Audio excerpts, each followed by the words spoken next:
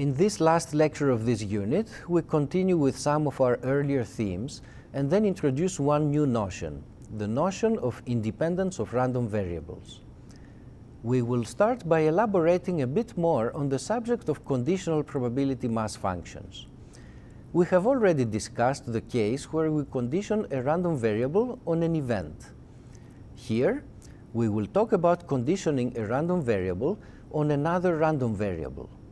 And we will develop yet another version of the total probability and total expectation theorems. There are no new concepts here, just new notation. I should say, however, that notation is important because it guides you on how to think about problems in the most economical way.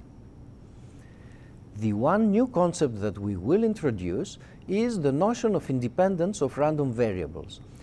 It is actually not an entirely new concept. It is defined more or less the same way as independence of events and has a similar intuitive interpretation. Two random variables are independent if information about the value of one of them does not change your model or beliefs about the other. On the mathematical side, we will see that independence leads to some additional nice properties of means and variances. We will conclude this lecture and this unit on discrete random variables by considering a rather difficult problem, the hat problem.